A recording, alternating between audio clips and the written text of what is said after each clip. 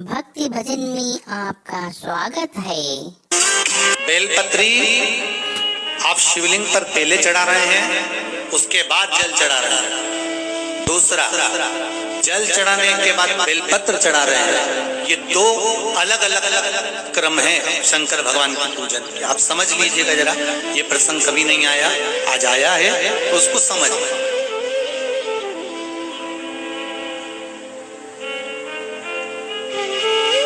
पहले बेलपत्र, उसके बाद में जल जो चढ़ाया जाता है, ये रोग मुक्ति के लिए चढ़ाया जाता है। काहे के लिए चढ़ाते हैं अपन? रोग के निवारण, रोग मुक्ति के। आप शिव मंदिर में जाकर दर्शन करेंगे तो दो चीजें अपने को दर्शन करने को मिलेगी। एक, भक्त आता है शंकर जी के मंदिर में, लोग भाव से पहुंचते हैं तो पहले वो क्या करते हैं, पहले बेलपत्री चढ़ा देते हैं, फिर जल चढ़ा देते हैं। और एक भक्त जो शिव मंदिर में पहुंचता है, पहले जल चढ़ाता है, फिर बेलपत्र चढ़ाता है। दोनों का अलग अलग क्रम है, दोनों का अलग अलग भाव वर्णन है। पहला, अगर बेलपत्र चढ़ाया है और उसके बाद अगर शंकर भगवान पे जल चढ़ा रहे हो तो ये रोग मुक्ति के लिए होता है। जैसे बड़े रोग किसी को हो जाए, रोग किसी को घेर ले, तो वो बेलपत्री चढ़ाने के बाद फिर जल चढ़ाएगा तो उसको रोग थम जाएगा और फिर वो रोग आगे नहीं बढ़ेगा। रोगों को थामने के लिए बेलपत्री पहले, फिर जल। और जब कुछ कार्य के लिए आप, सिद्धता के लिए आप, अच्छे कार्य के लिए आप, मन की प्रसन्नता के लिए, आनंदता के लिए आप शिव आराधना कर रहे हो, आप शंकर की आराधना कर रहे हो, तो आप जल चढ़ाकर फिर बेलपत्री चढ़ाए, उसका लाभ आनंद में। आपने जल चढ़ाया, उसके बाद बेलपत्र चढ़ाया।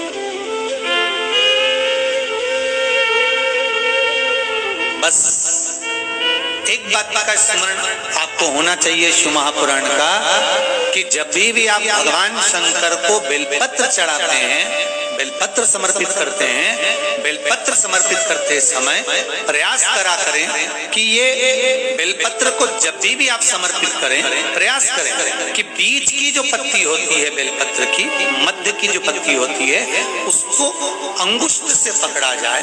उसके बाद में आप फिर बेलपत्री को शिव पर समर्पित करें, प्रयास करें। बेलपत्र जो हम भगवान शंकर को समर्पित करते हैं, उसका मध्य जो भाग होता है, बेलपत्री का जो 3 देवताओं का मध्य जो भाग होता है, उसको पकड़कर बेलपत्री को शिव को समर्पित करते हैं। पूर्व की कथाओं में यह भी वर्णन किया है कि बेलपत्री की डंडी का मुख कहाँ होना चाहिए। पूर्व की कथाओं में यह भी बताया गया है कि बेलपत्री की तीनों डंडियों के बीच में, तीनों पत्तियों के बीच में जो खाली जगह होती है, डंडी होती है, उसका क्या महत्व है, ये पूर्व की कथा में पहले बता चुका। पर आज जो क्रम चल रहा है कथा का, उसमें अपन जो समझ रहे हैं वो ये होना चाहिए कि आप किस कामना से जल चढ़ा रहे हैं, आपके जल चढ़ाने का क्रम क्या है। अगर आप रोग मुक्ति के लिए चढ़ा रहे हैं तो पहले बेल चढ़ेगी, फिर जल चढ़ेगा। आप कार्य सिद्धि के लिए चढ़ा रहे हैं, पहले जल चढ़ेगा, फिर बेलपत्र चढ़ेगी। महाराज, शिव महापुराण की कथा कहती है, जब भगवान ओघड़दानी शिव करुणा करने के लिए अग्रणी होते हैं, तब ये भूल जाते हैं कि व्यक्ति का पाप कर्म क्या है। व्यक्ति का पाप कर्म क्या, वो भूल गए। उनने तो केवल एक चीज का धारण करा है कि ये मेरा अपना जीव है, मेरे दरवाजे पर आता है, स्मरण करता है, एक लोटा पानी चढ़ाता है, बेलपत्र समर्पित करता है, बस ये मेरा अपना हो गया।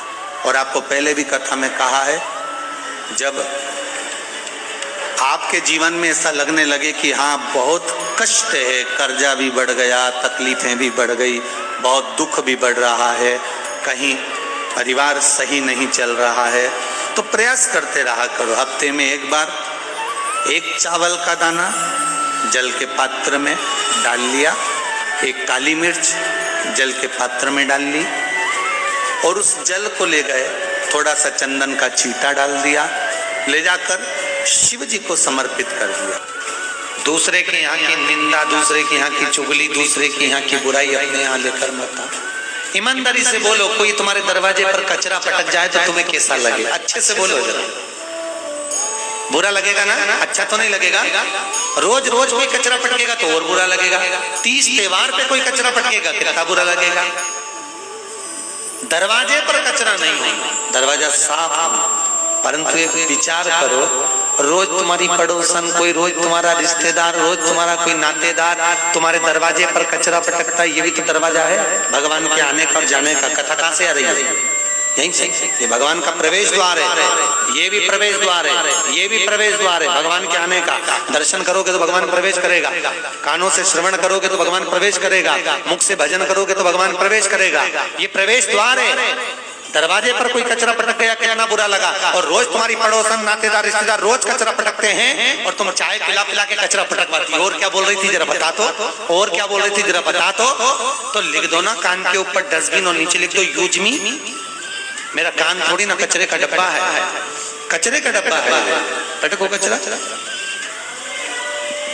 जितना पटक सकते हो कचरा पटक। अपने इन दरवाजों को स्वच्छ रखिए, साफ रखिए, निर्मल रखिए। ये मुख निर्मल बनना चाहिए। अब शब्द निकले ही नहीं। कोई कितना भी बोले पर अपने को अपशब्द नहीं बोलना, कितना भी। एक पत्नी ने अपने पति से एक बार लड़ाई में कह दिया, तुम तो जानवर हो। पति कितना सीधा साधा, एक बार भी नहीं बोला। वो बोला तो बिल्कुल सही कह रही है, मैं जानवर हूँ। क्यों जानवर हूँ? क्योंकि तू मेरी जान में तेरा वर। गलत नहीं कहा, शब्द का। लड़ाई करना हो तो बहुत सारे शब्द हैं, और नहीं करना हो तो सबका तो, सबका तो बोल रही। कोई कितना ही पूछे, अपने को बोलना ही नहीं, क्या बोले। कभी कभी ऐसा हो जाता है पत्नी को लड़ने की याद आती है तो जान करके लड़े होता है। क्योंकि दोनों में माता पार्वती जी ने शंकर जी से मांगा ही क्या था? भोलेनाथ। भगवान शिव बोले मांग क्या चाहिए? पार्वती जी बोली एक वर दे दो। क्या वर दे दो? 2 वर चाहिए। कौन कौन सा वर? कि एक वर तो ये दीजिए कि पति पत्नी में आपस में जब झगड़ा हो तो उनमें प्रेम बढ़े। ये पार्वती जी ने मांगा था। भगवान शंकर ने कहा तथास्तु, जो पति पत्नी आपस में झगड़ेंगे उनमें बहुत प्रेम बढ़ेगा। तुम देखना पति पत्नी कितना भी झगड़ा कर ले, पति अगर झगड़ के दुकान चले जाए, ऑफिस चले जाए, कहीं पे भी चले जाए, आते से पूछेगा क्यों रे तेरी मम्मी कहाँ गई? आते से पूछेगा। कितना ही झगड़ा हो जाए परंतु प्रेम बढ़ता। और पार्वती जी ने दूसरा वर मांगा था क्या? कि काशी में जो मरेगा उसको गुरु मंत्र तुम्हें देना पड़ेगा। भगवान शंकर ने कहा ये तो हो ही नहीं सकता, मैं गुरु मंत्र नहीं दूंगा, संसार के लोगों को मैं गुरु मंत्र दूं। पार्वती ने कहा गुरु मंत्र तो तुम्हें देना पड़ेगा। भगवान शंकर ने मना कर दिया। पार्वती जिद पे अड़ गई। भगवान शंकर ने कहा अच्छा ठीक है, तू कह रही है तो मैं गुरु मंत्र दे दूंगा। पार्वती जी ने कहा मुझे कैसे मालूम पड़ेगा कि मरने वाले को तुमने गुरु मंत्र दिया?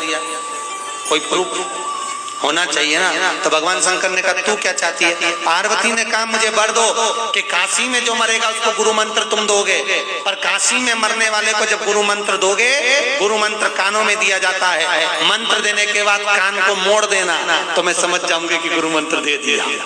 भगवान भोलेनाथ करे पागलों जैसी बात करती है पार्वती के नहीं मंत्र देना हो तो बोल।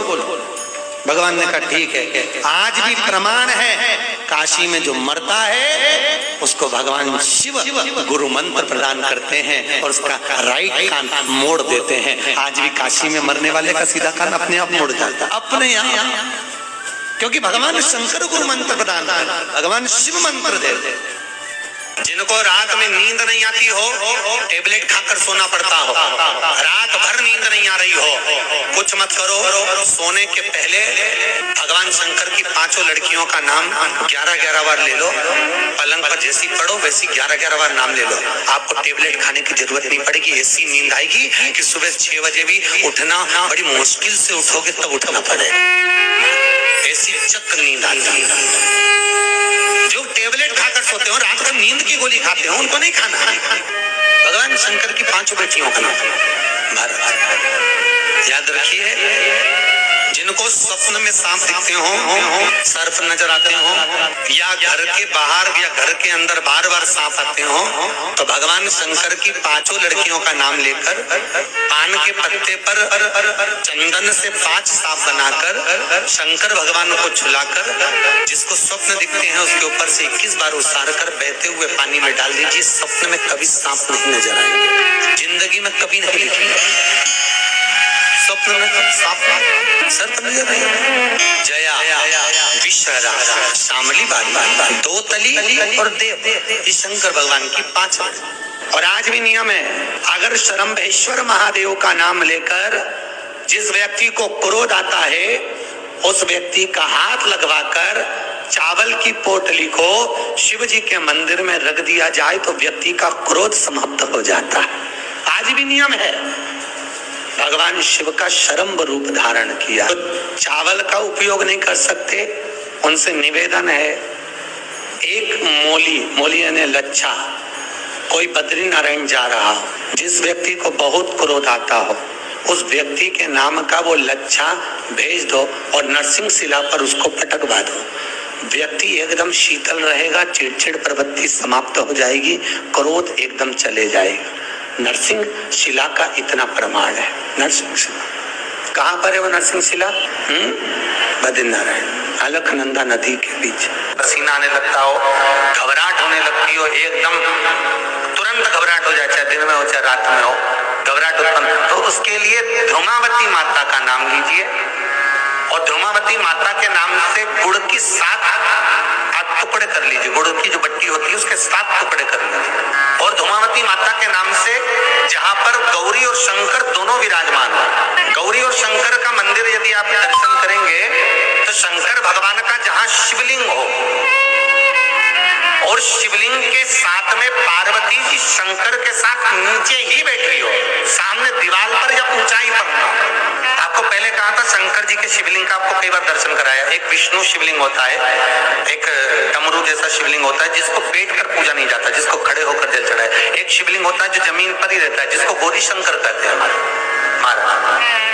तो गौरी शंकर का स्मरण कर कर, उमा महेश का स्मरण कर कर, जो शिवलिंग जमीन पर हो और पार्वती जी भी जमीन पर ही स्थापित, गौरी शंकर का स्मरण कर कर शंकर भगवान पर प्रदोष काल में समय के शाम के समय पर सूर्य अस्त के कुछ ही क्षण में वो गुड़ की डिलियां आप शंकर भगवान को चढ़ा दीजिए और गौरी माता का स्मरण कर कर उसको उठाकर ले आइए।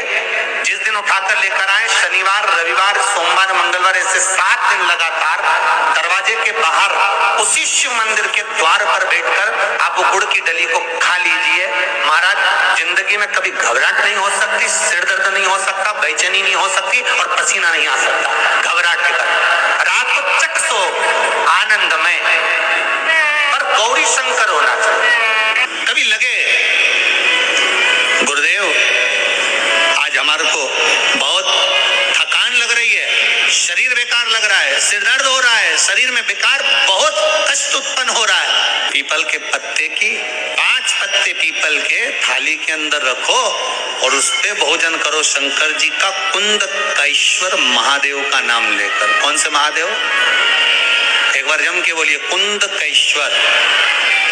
कुंदकेश्वर महादेव का नाम लेकर भोजन करना प्रारंभ करो। 15 से 20 मिनट लगते हैं, हमारे टेबलेट खाने की जरूरत नहीं पड़ती। सिर दर्द बंद, शरीर कितना भी दुख रहा हो उसमें आराम लगना प्रारंभ हो जाता है। कुंदकेश्वर महादेव का नाम सुख की अनुभूति कराता है, शरीर के रोग को मिटाने के।